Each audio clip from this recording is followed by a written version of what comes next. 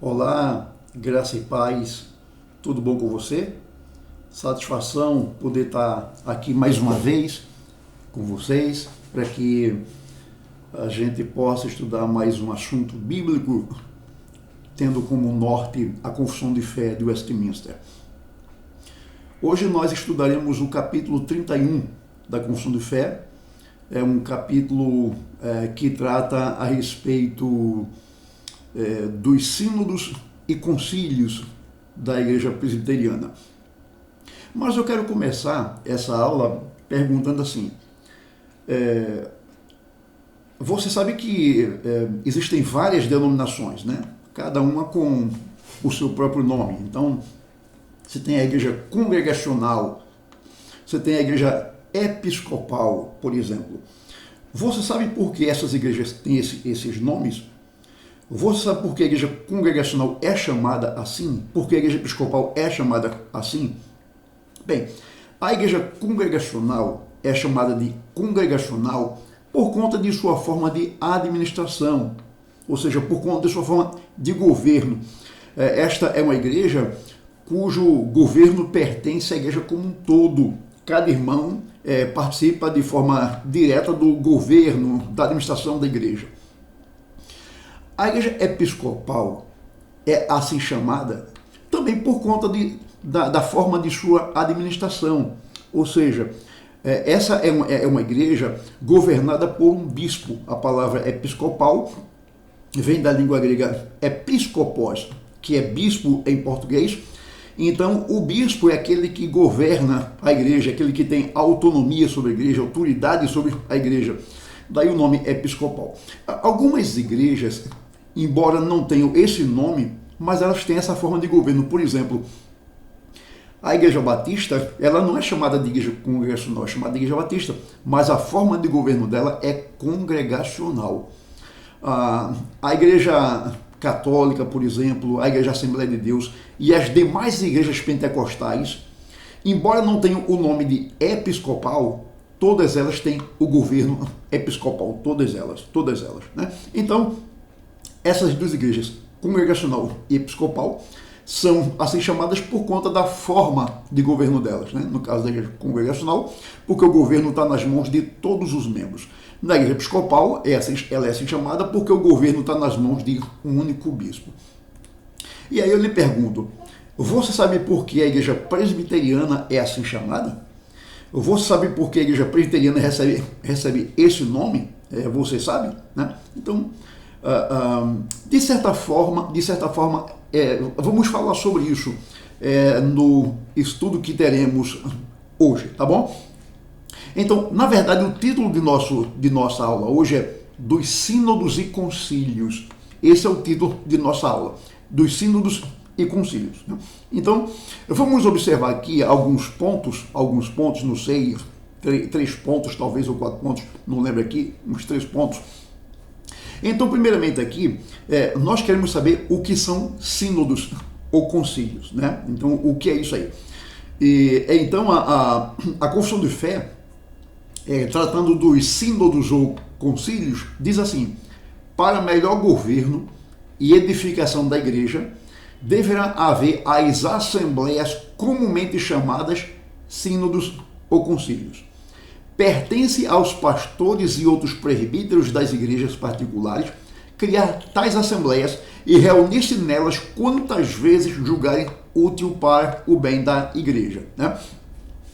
Então, a gente já aprendeu com essa definição aqui que sínodos ou concílios são, na verdade, assembleias, né? São ajuntamento.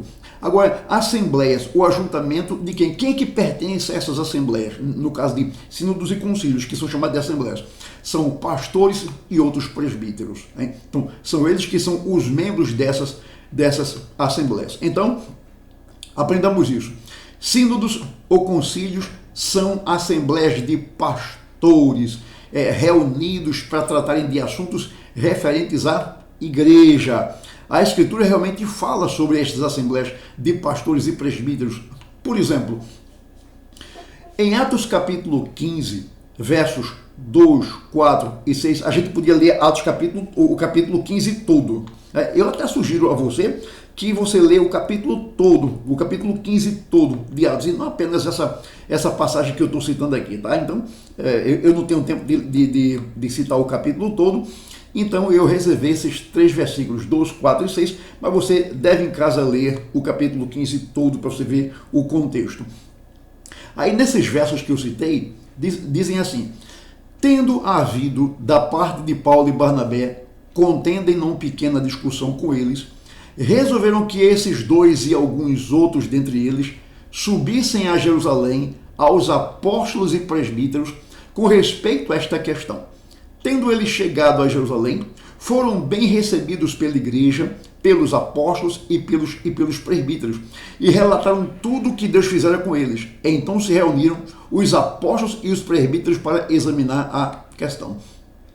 Então, nós temos aqui um exemplo de uma assembleia formada aqui, nesse caso por apóstolos e presbíteros, que se reuniram para resolver uma certa questão. Eu estou abrindo aqui na Bíblia o capítulo 15 de Atos, para a gente ver aqui o que estava acontecendo, né, aqui na igreja. Então veja, o verso 1, capítulo 15, verso 1 diz: alguns indivíduos que desceram da Judéia, aqui fala de mestres judaizantes, falsos mestres, que diziam que para que o gentio fosse salvo, tinha que ser judeu. Se você não se torna judeu, você não pode ser salvo.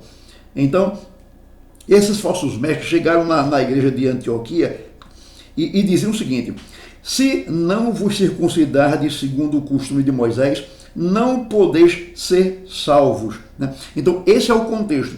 Falsos mestres estavam na igreja de Antioquia, dizendo que aqueles irmãos de Antioquia deveriam se tornar judeus. Eles deveriam praticar circuncisão, caso eles quisessem ser salvos. Caso contrário, se eles não se circuncidassem, aqui o texto diz: não podeis ser salvos. Então, o que acontece? Paulo e Barnabé, que estavam lá, discutiram de forma pesada com esses falsos mestres, né? Foi uma confusão muito grande, mas o assunto não foi resolvido aqui. Então, o que acontece?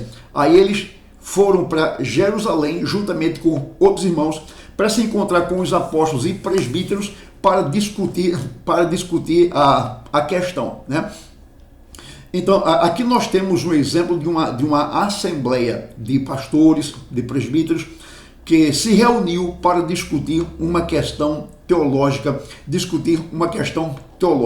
Daí eu quero voltar a citar aqui o parágrafo da Confissão de Fé que eu citei há pouco, que diz assim: pertence aos pastores e outros presbíteros da igreja, das igrejas particulares, criar tais assembleias e reunir-se nelas quantas vezes julgarem útil para o bem da igreja. Então, a igreja que estava aqui em Antioquia estava passando por uma contenda por conta dos falsos mestres, então foi preciso que houvesse essa assembleia de pastores e presbíteros, ou de apóstolos e presbíteros, para resolver a questão, né? Também, ainda eu posso citar Atos capítulo 20, versos 17 e 18, que diz que Paulo, ele chegou em Mileto, né, e de lá ele mandou chamar os presbíteros de Éfeso, né, os presbíteros da igreja de Éfeso. Aí quando eles chegaram lá, quando os presbíteros chegaram perto de Paulo, que se encontraram com Paulo, então Paulo começou a dar várias instruções a eles, né? Então, Deus tem levantado na igreja presbíteros, pastores, para que cuidem da igreja, Então, essas assembleias, ou esses concílios, os sínodos, são formados exatamente de pastores e presbíteros. A igreja presbiteriana faz distinção entre duas classes de presbíteros: presbítero docente e presbítero regente. Então, o presbítero docente é aquele que tem a incumbência de ensinar, é o pastor, né? O pastor que foi para o seminário, que cursou teologia, que se graduou, que até se pós-graduou, fez o mestrado, alguns fazem doutorado e até mesmo pós-doutorado. Então, o ensino da igreja fica nas mãos do pastor. Tem presbítero que fazem seminário, né? Mas mesmo eles fazendo seminário, a responsabilidade maior de ensinar não pertence a eles, pertence ao pastor, né?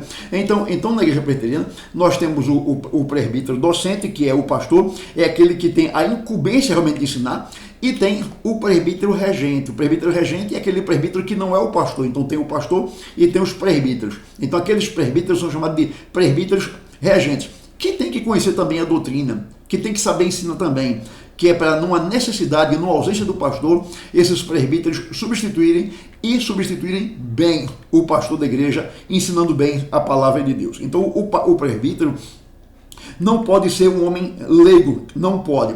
Ele tem que ser um homem experimentado na doutrina, tem que ser um homem experimentado na palavra, para que ele possa substituir o pastor quando necessário, né?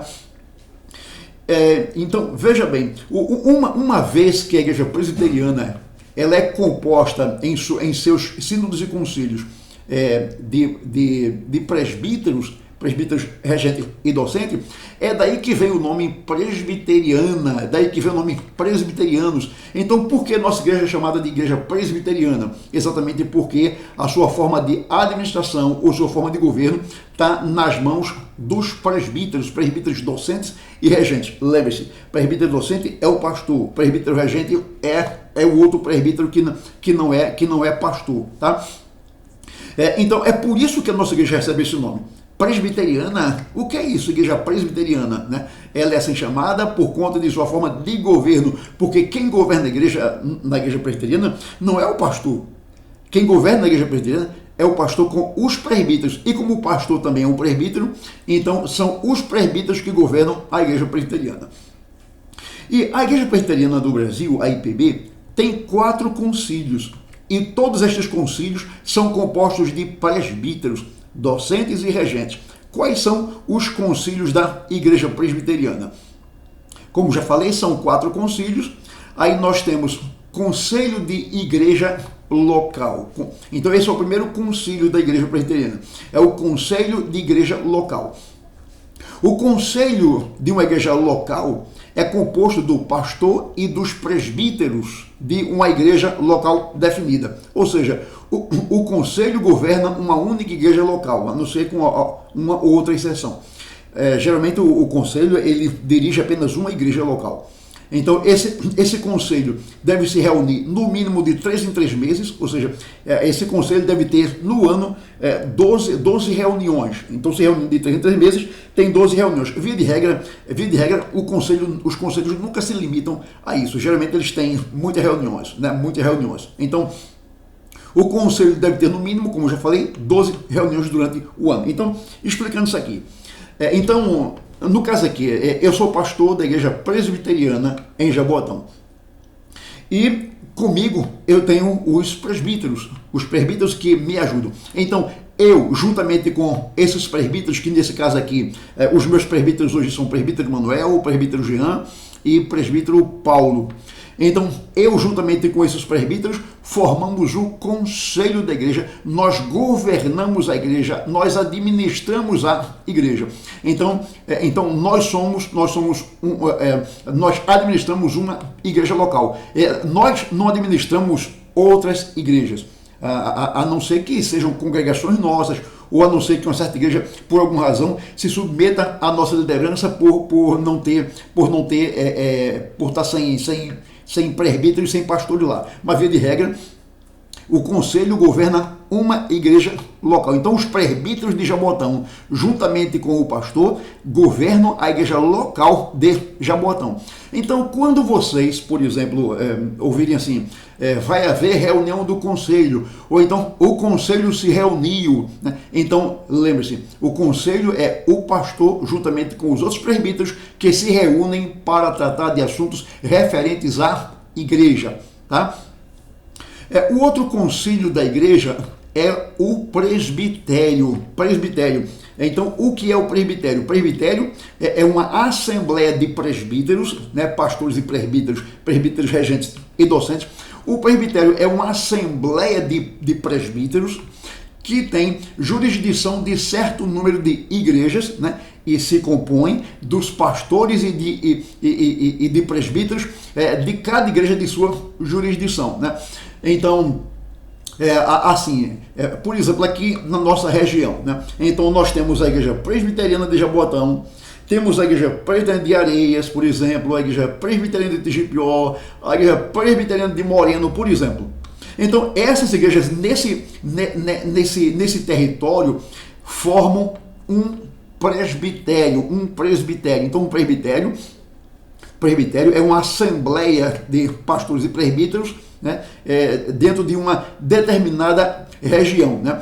Então esse presbitério ele passa a ter jurisdição sobre os conselhos das igrejas que pertencem a esse presbitério. Então vou repetir, digamos, Jaboatão, Areias, Tijipió, Moreno, por exemplo, tem mais, né? Mas digamos que essas igrejas fazem parte do nosso presbitério. Então o que acontece? O presbitério tem jurisdição sobre os conselhos dessas igrejas. Por isso que o presbitério se reúne, isso é apenas um exemplo de um presbitério, viu? Porque no Brasil nós temos dezenas de presbitérios, ou centenas de presbitérios. Eu estou dando apenas o exemplo do nosso presbitério. Então o presbitério se reúne ordinariamente uma vez por ano, né? Aí a data varia muito de presbitério para presbitério. Alguns presbitérios se reúnem em dezembro, outros em janeiro, outros em fevereiro. Tem presbitérios que se reúnem duas vezes, uma vez em dezembro, por exemplo, para resolver umas questões, e outra vez em janeiro ou em fevereiro para resolver outras questões, reuniões ordinárias. Então o presbitério se reúne, aí ele examina, por exemplo, os livros de atas das igrejas que são jurisdicionadas por eles. Então, o presbitério então aqui o nosso presbitério, né? Expandindo o assunto. O nosso presbitério é composto de Jaboatão, Moreno, Tijipió, Areias, Barro, Jardim São Paulo, Caçote, Sucupira, Socorro, Dos Carneiros, né? Então são igrejas que pertencem ao nosso presbitério. Então quando o presbitério se reúne, ele pega os livros de atas dessas igrejas e ele examina esses livros e o presbitério faz lá as suas devidas anotações, se forem necessárias, né? Então repito que o presbitério se reúne ordinariamente uma vez por ano, né? E extraordinariamente ele pode se reunir quantas vezes forem preciso. O terceiro concílio da igreja é o sínodo. Então o sínodo tem a jurisdição de diversos presbitérios em uma determinada área, ou seja, tem que ter pelo menos 3 presbitérios para formar um sínodo, né? E esse sínodo se compõe dos pastores e presbíteros eleitos pelos presbitérios, né? Então veja, se o presbitério tem jurisdição sobre igrejas locais que pertencem à sua jurisdição, o sínodo tem jurisdição sobre presbitérios. Então, digamos, tem o presbitério de Recife, por exemplo, aí tem o presbitério de Recife, tem o presbitério de Recife, tem o presbitério de Pernambuco, centro de Pernambuco, tem o presbitério de Pernambuco, tem o presbitério, vários presbitérios. Então, parece-me que 3 presbitérios reunidos formam um sínodo. E esse sínodo, então, tem jurisdição sobre esses presbitérios, que o sínodo vai ler as atas dos presbitérios e fazer as devidas anotações, se for o caso, né? Então, o sínodo tem que se reunir ordinariamente uma vez a cada 2 anos, nos anos ímpares, né? Então, o presbitério se reúne todo ano, né? Ordinariamente todo ano. O sínodo se reúne de 2 em 2 anos, né? Nos anos ímpares, e o sínodo tem jurisdição sobre os presbitérios, né? Então, se você ouvir falar na igreja, irmãos, esse ano teremos reunião do sínodo. Então, o sínodo é um concílio que jurisdiciona vários presbitérios.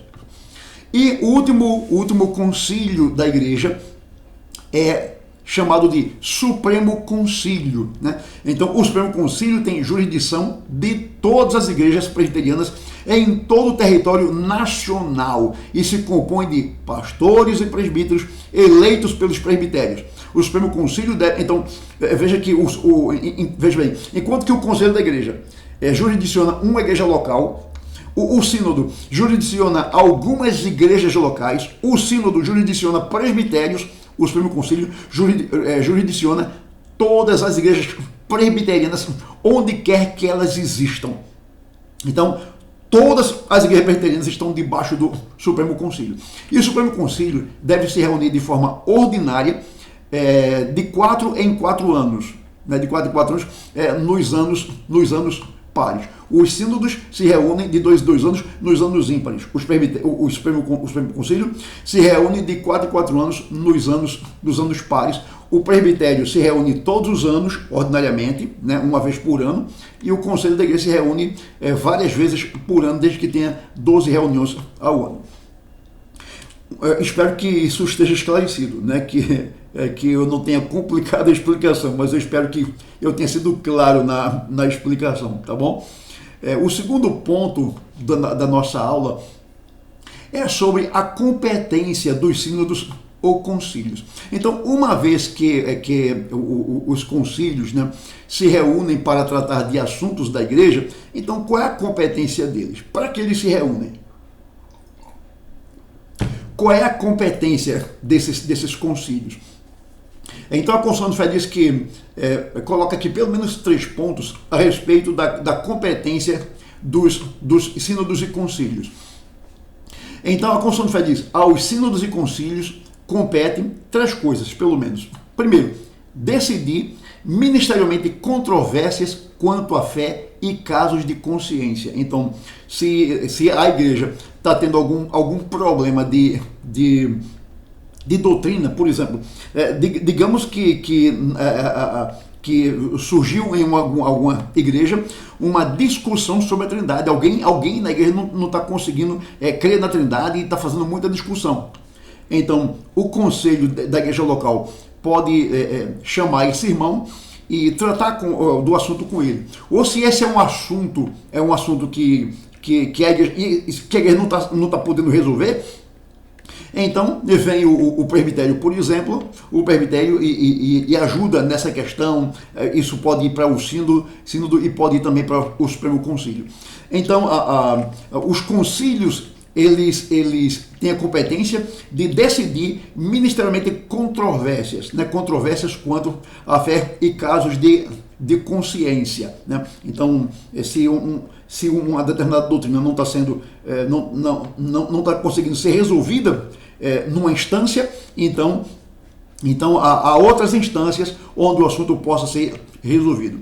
Em segundo lugar, a segunda competência dos sínodos e concílios é determinar regras e disposições para melhor direção do culto de Deus e governo da sua igreja. Então, os concílios podem ajudar as igrejas locais a oferecerem um culto mais bíblico ao Senhor, e pode ajudar as igrejas locais na sua forma de administração. Então, os concílios existem para orientar, né, as igrejas locais, orientar os presbíteros, orientar os pastores.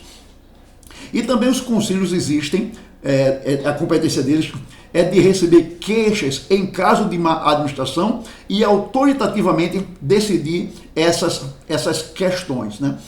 Então, digamos que no conselho da igreja, digamos que esteja havendo problema de má administração, então um membro do concílio pode fazer uma carta e mandar para o presbitério relatando a situação. O presbitério pode vir nessa igreja conversar com o conselho e tentar resolver aquelas questões. E também quando um conselho, por exemplo, um conselho de igreja recebe alguma queixa contra algum irmão, então o conselho se reúne, chama aquele irmão sobre quem está fazendo a queixa para resolver aquela questão. Também, digamos, se um pastor ele recebe alguma queixa, se o presbitério recebe alguma queixa contra certo pastor, então o presbitério se reúne, chama aquele pastor e tenta resolver aquela questão de forma autoritativa. Não é apenas dar uma certa opinião, mas é resolver mesmo a questão de forma autoritativa. Essa é a competência dos concílios, né? A Confissão de Fé conclui esse parágrafo dizendo o seguinte: que os seus decretos e decisões, ou seja, os decretos e decisões dos concílios, sendo consoantes com a palavra de Deus, devem ser recebidos com reverência e submissão. né? Visto que esses conselhos são formados por presbíteros e pastores, que são autoridades, né? Então, visto que essa autoridade, né, formada por presbíteros e pastores, é uma ordenação de Deus designada para isso em sua palavra.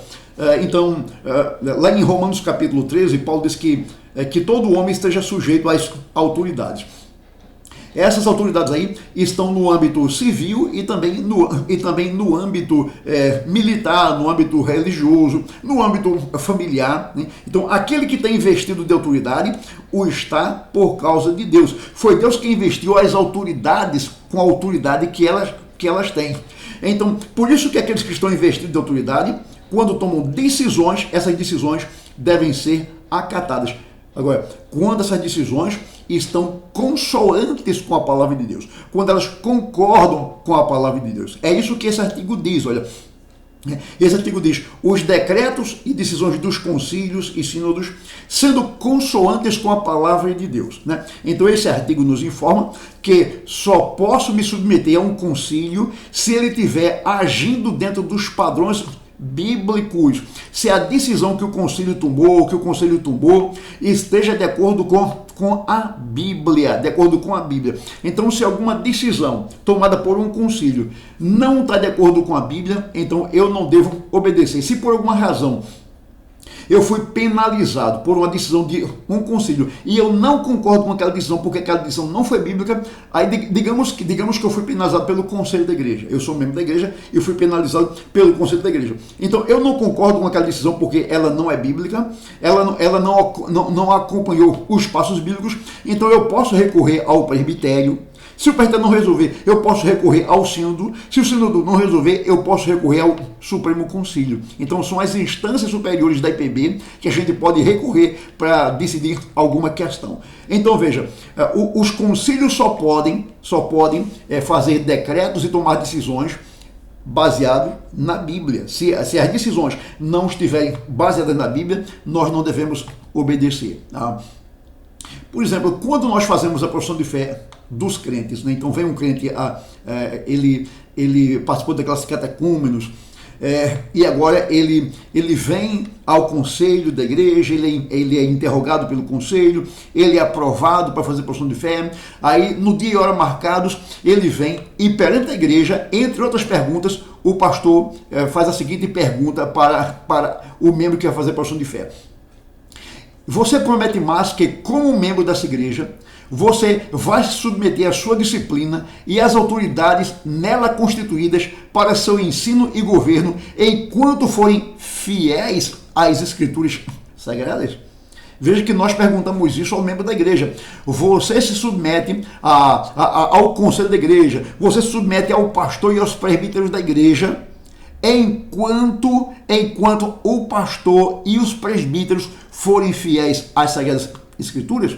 Aí, via de regra, o membro responde que sim, né? Então, quem é senhor da consciência do crente é a Bíblia, não é o pastor e os presbíteros. Por isso que as decisões do pastor com os presbíteros tem que ser uma decisão com base na Bíblia, né? Porque ela é a nossa regra de fé e prática. Sobre a competência dos concílios, veja, por exemplo, volte lá para o texto de Atos capítulo 15. Nós agora vamos ler os versos 27 a 31. Então, lembra daquela celeuma lá, né? O capítulo 15, alguns falsos mestres entraram na igreja de Antioquia e estavam dizendo que se aqueles irmãos gentios, se eles não se tornassem judeus, se eles não fossem circuncidados segundo a lei de Moisés, eles não podiam ser salvos. Aí teve muita discussão entre Paulo e Barnabé contra eles, mas a situação não foi resolvida, então eles foram para uma assembleia maior, uma assembleia composta de apóstolos e presbíteros para discutir a questão. Aí o que acontece? Aí o capítulo 15, versos 27 ao 31 diz assim. Aí nós temos aqui a decisão daquela assembleia.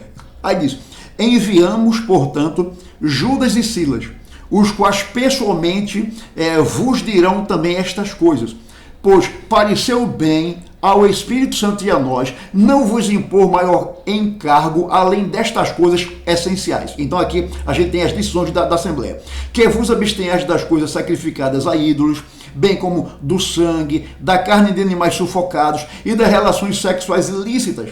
Destas coisas fareis bem, se vos guardardes saúde. Os que foram enviados desceram logo para Antioquia e, tendo reunido a comunidade, entregaram a epístola. Quando leram, sobremaneira se alegraram pelo conforto recebido. Quer dizer, a guerra decidiu que ninguém tinha que se circuncidar. Né? Ninguém. O que vocês têm que fazer aqui na decisão aqui, o que vocês têm que fazer é se abster de carnes sacrificadas a ídolos, de não comer sangue, de não comer carne de animais sufocados e de se afastar da prostituição. Mas esse negócio de se circuncidar, ter que ser judeu para ser salvo, nada disso. Então os irmãos receberam conforto quanto a isso. Aí veja, aí no capítulo 16 e o verso 4 diz: ao passar pelas cidades, entregavam aos irmãos para que as observassem as decisões tomadas pelos apóstolos e presbíteros de Jerusalém. Note aqui uma coisa, que houve uma discussão lá em Antioquia e a Assembleia de Pastores e Presbíteros, de Apóstolos e Presbíteros, se reuniu em Jerusalém para tratar daquela questão. Veja, uma discussão em Antioquia foi discutida em Jerusalém e aquilo que Jerusalém decidiu foi o que valeu para Antioquia, e não somente para Antioquia, mas para as demais igrejas. Daí o texto diz assim, capítulo 16, verso 4: ao passar pelas cidades, entregavam os irmãos para que as observassem as decisões tomadas pelos apóstolos e presbíteros de Jerusalém, né? Então, isso aqui é um exemplo de uma assembleia maior, de uma assembleia fora da igreja local, composta de presbíteros e apóstolos, que tomou uma decisão, e essa decisão valeu para a igreja de Antioquia, onde estava havendo um problema. Eu chamo a atenção aqui de vocês para uma questão, é que nessa passagem de Atos 16, verso 4, temos aqui o seguinte, a expressão, as decisões tomadas pelos apóstolos e presbíteros. A palavra decisões aqui em grego é a palavra dogma, né? Então, no grego diz, os dogmas tomados pelos apóstolos. A palavra dogma, no grego, significa decreto, mandamento, ordenança. Então, veja, as decisões do Concílio de Jerusalém foram dogmáticas, eram para ser obedecidas, não era uma questão de opção aos irmãos, não era apenas, os apóstolos e presbíteros não deram apenas uma opinião, mas eles baixaram um decreto, um mandamento, uma ordenança, né? Eles deram uma ordem a ser seguida. Então, a competência dos concílios se limita ao campo eclesiástico. Então, não é para resolver questões civis, militares e outros, mas para resolver questões eclesiásticas, questões envolvendo a igreja. E nós temos aqui um exemplo disso, de um concílio resolvendo um problema de uma igreja. É o que acontece também nos meus presbiterianos. Então, digamos que haja alguma controvérsia aqui na igreja presbiteriana em Jaboatão e o conselho da igreja não está conseguindo resolver. Então, o assunto é remetido ao presbitério vem aqui, né, e tenta resolver. Se o presbitério não conseguir resolver, o assunto é remetido ao sínodo e pode ser remetido também ao Supremo Concílio para que o assunto que surgiu em Jaboatão seja de fato resolvido, né? Então, um detalhe aqui, viu, que a competência dos concílios se limitam aos problemas eclesiásticos, ou seja, esses concílios não existem para resolver problemas do bairro, da cidade, do estado, do país, não, né? Então, esses concílios existem para resolver problemas da igreja. Então, esses concílios não devem se intrometer nos negócios civis do Estado, exceto em duas ocasiões, né? Então, os concílios não se intrometem nos negócios do Estado, exceto em duas ocasiões. A primeira ocasião em que um concílio pode se intrometer nos negócios civis do Estado em primeiro lugar, em casos extraordinários, eles podem pedir humildemente que os magistrados civis revejam a sua posição. Antes de dar o exemplo que eu tenho aqui, por exemplo, recentemente nós tivemos no estado no Brasil todo, né, mas aqui no estado de Pernambuco tivemos o lockdown, né?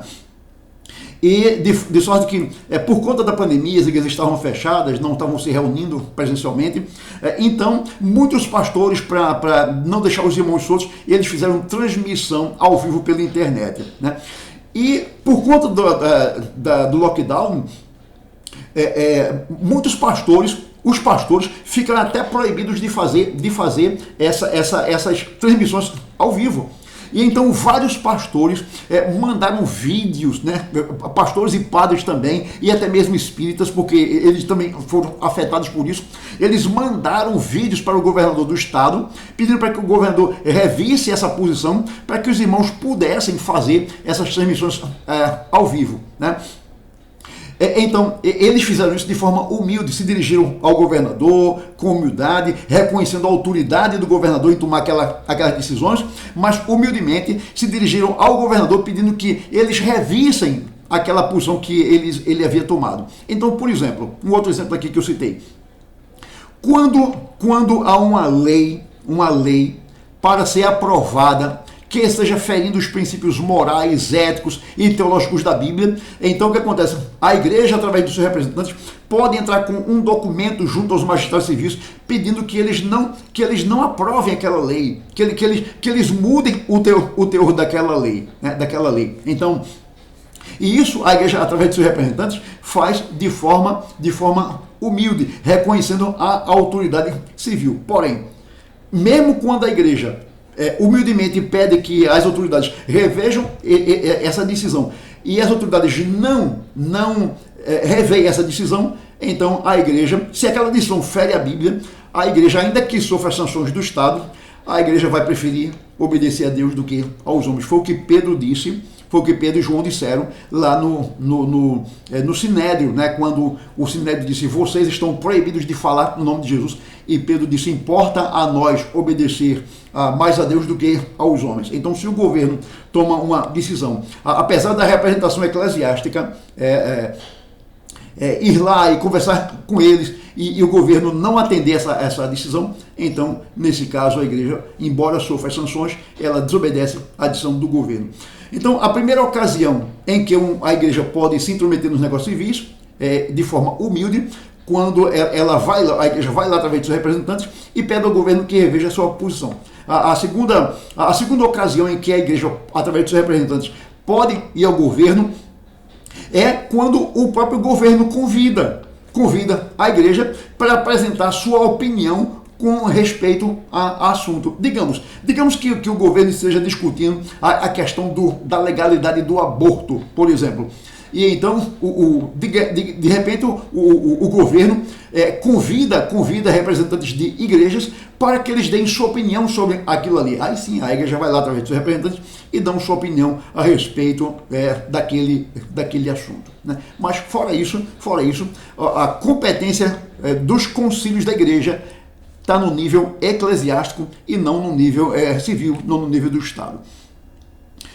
Um último ponto, o último ponto aqui da nossa aula, tem a ver com a falibilidade dos concílios, né? Então, os concílios são falhos, é isso que quer dizer. Por exemplo, a Confissão de Fé diz assim: todos os sínodos e concílios podem errar, e muitos têm errado. Eles, portanto, não devem constituir regra de fé e prática, mas podem ser usados como auxílio em uma e outra coisa, né? Então aqui é claro, a Confissão de Fé é clara em dizer que a nossa única, infalível regra de fé e prática é a Bíblia Sagrada, a Palavra de Deus, né? Então, os concílios, o Conselho da Igreja, o Presbitério, o Sínodo, o Supremo Concílio, não são regra de fé e prática para nós, porque eles, ao longo da história, têm tomado decisões erradas. Então, quando, por exemplo, um concílio toma uma decisão errada, o que fazer? Eu já disse há pouco o seguinte, que quando alguém é prejudicado por uma decisão errada de um concílio, ele pode subir a uma instância superior. Então, quando o conselho, por exemplo, disciplina um irmão e essa disciplina foi errada, ele recorre ao presbitério. Se o presbitério não resolver, ele recorre ao sínodo. Se não resolver, ele recorre ao Supremo Concílio, né? Então, Então, os concílios podem errar. Os concílios podem errar e têm errado, né? Então, os concílios não são nossa regra de fé e prática. O que é regra de fé e prática para nós é a palavra de Deus, né? Então, os membros de um concílio, que são pastores e presbíteros, eles devem ser humildes para reconhecer que são pecadores. E como são pecadores, então são falíveis. Assim, eles devem revogar alguma decisão que ficou reconhecida como errada. Então, na igreja não pode haver arrogância, não pode haver soberba. Então, um concílio que é formado por crentes, formado por pastores e presbíteros, uma vez sendo provado que aquela decisão que eles tomaram foi errada, eles devem ser humildes e revogar aquela decisão. Me permita aqui um exemplo. No meio futebolístico, por exemplo. Então, tem partida de futebol, por exemplo, que o juiz, por exemplo, ele dá um cartão amarelo ou um cartão vermelho, por exemplo, para um jogador. Um jogador fez uma falta e ele confundiu aquele jogador com outro jogador, aí ele vai lá e dá o cartão amarelo ou dá cartão vermelho para aquele jogador. Mas aí, com o auxílio da tecnologia, né, que no futebol é chamado de VAR, que tem juízes acompanhando o jogo pela televisão e eles estão analisando ali o lance. Então, quando o juiz de campo toma uma decisão errada, aqueles juízes que estão acompanhando o jogo pela televisão falam através do microfone com o juiz do campo. O juiz do campo reconhece o erro dele, ele vai lá, mostra o cartão, dizendo que está retirando o cartão daquele jogador e apresenta o cartão ao jogador que realmente fez a falta. Acontece também o juiz, ele marca um pênalti contra um time, mas quando o lance é revisto na televisão, e o juiz que está na televisão analisa e vê que não há pênalti, o juiz é humilde, ele vai lá e diz que não houve pênalti nenhum. Quer dizer, isso é humildade. Então, se no mundo futebolístico, por exemplo, acontece isso, muito mais na igreja. Pastores e presbíteros devem ser humildes para entender quando erraram e voltar atrás de sua decisão. Né? Então eles têm que ter essa consciência de que errou, pediu perdão e muda a decisão que eles tomaram. Então aqui eu já dei o exemplo da disciplina, né? Quando a disciplina na igreja é aplicada injustamente, deve ser reconhecida como tal e, consequentemente, revogada. Né? Então, o conselho da igreja que disciplinou um membro da igreja, então, se foi comprovado que a disciplina foi aplicada de forma injusta, o conselho tem que ser humilde e revogar a disciplina. As decisões de um concílio tem que ter sempre amparo bíblico e não muitas vezes na vingança de um conselho contra alguém. Então, uma passagem que deve nortear os concílios da IPB é a passagem de Atos capítulo 17, versículo 11, que diz assim: ora, estes de Bereia eram mais nobres que os de Tessalônica, pois receberam a palavra com toda avidez, examinando as escrituras todos os dias para ver se as coisas eram de fato assim. Esse texto deve nortear a vida do pastor, dos presbíteros, dos conselhos, dos presbitérios, dos sínodos e do Supremo Concílio.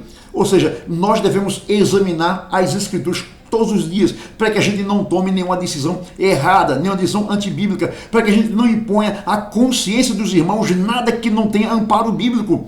Tudo que a gente ensina aos irmãos e quer impor à consciência dos irmãos tem que ter amparo bíblico. Essa deve ser a nossa norma. Eu quero concluir essa aula dizendo assim: nesta aula, vimos que o presbiterianismo é composto de 4 concílios: conselho, presbitério, sínodo e supremo concílio. E estes concílios são assembleias de pastores e presbíteros. Então, lembre-se, nossa igreja recebe o nome de presbiteriana por causa de sua forma de governo, ou seja, ela é governada por vários presbíteros. Como é que esses presbíteros são feitos presbíteros? Ninguém diz assim: eu sou presbítero e viro presbítero, não. Esses presbíteros são eleitos pelo povo em Assembleia Geral. Então o pastor convoca a igreja. Então, irmãos, digamos assim: irmãos, no primeiro domingo de janeiro, eu quero convocar uma assembleia para que a gente eleja presbíteros. Então, daqui para lá, os irmãos têm aí a liberdade para indicar alguns homens da igreja para concorrer ao cargo de presbítero. Aí um irmão indica o irmão José, outro irmão indica o irmão Pedro, outro irmão indica o irmão Cristóvão, por exemplo. E a gente vai eleger apenas um presbítero. Então, esses irmãos José, irmão Pedro e irmão Cristóvão, vão concorrer no primeiro domingo de janeiro, vão concorrer ao cargo de presbítero. Então, aquele que tiver maioria dos votos, aquele que tiver metade dos votos mais um, então ele é eleito pela igreja e agora ele vai compor o conselho da igreja juntamente com o pastor e os outros presbíteros.